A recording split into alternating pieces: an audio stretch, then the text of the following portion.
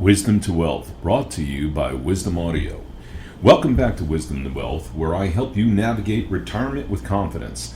I'm Drew Stevens, a financial educator and fiduciary here to uncover what most financial experts don't talk about, especially when it comes to Social Security. Today we're tackling the real issues threatening Social Security's future. The hidden tax traps retirees really don't see coming, and 3 solutions that actually could fix the problem for good. You don't want to miss this.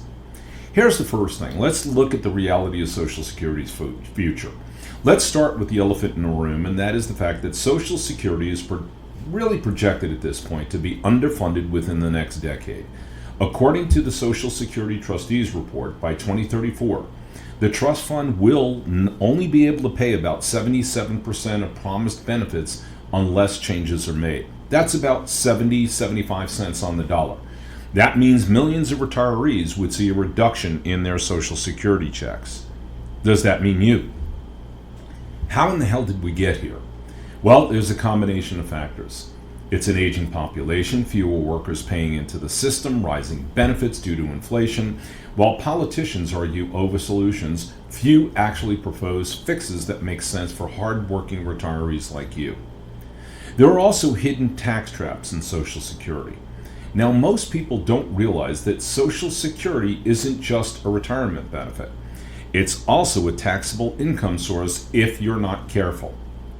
And I want to know why some of your financial advisors are not discussing this with you.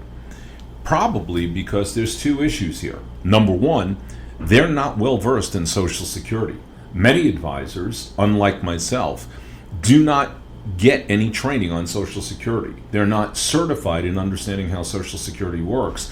And more importantly, they don't want to ask, and they don't want to ask because really talking to you about Social Security doesn't compensate them. I find that pretty nefarious. Not only is it a conflict of interest, it's also a lack of confidence. But there's a couple of things I want to let you know about. Number one, when we talk about taxation of benefits, did you know that up to 85% of your Social Security benefits can be taxed? If your combined income, adjusted gross, plus the non-taxable interest, plus your Social Security benefits exceeds $34,000 for individuals or $44,000 for couples, you're paying taxes on a benefit that was already taxed when you earned it. I'm going to say that again. You're paying taxes on Social Security in which you've already paid taxes for. Folks, in my book, that's double taxation. I bet you your financial advisor is not letting you know about that. There's also the Medicare premium trap. If your income exceeds certain thresholds, you'll pay higher Medicare premiums. It's known as IRMAA, Income-Related Monthly Adjustment Amount. Many retirees withdraw too much money from their IRA or 401k without realizing it, and it pushes them into their higher bracket, which increases their Medicare costs and reduces the actual benefit of their Social Security checks. Because another thing your financial advisors aren't telling you, Medicare is coming out of your Social Security check. So how do you avoid these tax traps? Well, it really gets down to careful income planning. Strategies like Roth conversions, tax-efficient withdrawals, and keeping your taxable income below key thresholds can help you keep more of your Social Security in your pocket. Now, there are 3 solutions to fully fund Social Security for the next 10 years. Here's a couple of my thoughts. Let's get to the part where, how do we fix this? There's plenty of ideas that are floating around, but here are 3 solutions that could fully fund Social Security for the next decade and beyond. First, let's eliminate the payroll tax gap. Right now, only the first $168,600 of wages are subject to Social Security taxes. That means high earners making millions stop paying into the system at a certain point. If we simply lifted or removed the cap, the extra revenue could significantly extend the life of Social Security without imposing the average worker. What I always say to folks is, I just turned 63, and I remember being in the teens and 20s and talking about making $100,000.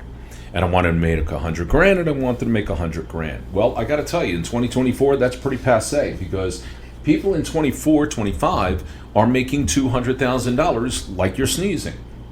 They're hiring AI, artificial intelligence engineers in Silicon Valley, at $400,000 a year.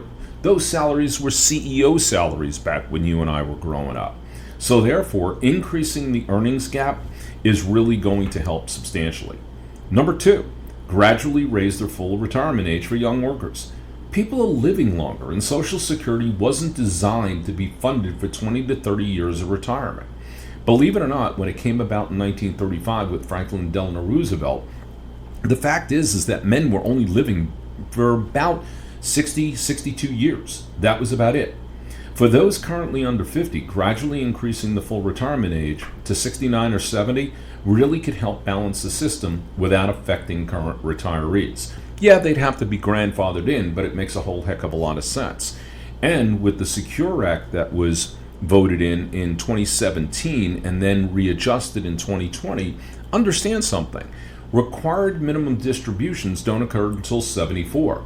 So if you're 62, you're taking money out of the system way in the heck too early. That's number one. And number two, when you really consider this, it's a 12-year run-up to take your RMDs. It's easier if we just make full retirement roughly 70, 72 years of age, wait the 2 years, and then you get your RMDs, unless that's a whole other different animal, and I'll be back on another broadcast to talk a little bit about RMDs. And last but not least is to adjust the cost of living calculation. Currently, Social Security benefits are adjusted for inflation, but the way we measure inflation, which is using CPI, doesn't always reflect real spending habits of retirees. A shift to a more accurate index, such as the CPE, the Consumer Price Index for the elderly, would ensure smarter cost of living increases while keeping the system solvent. If these changes were implemented today, Social Security would be fully funded for the decades to come, ensuring retirees receive every dollar they earned.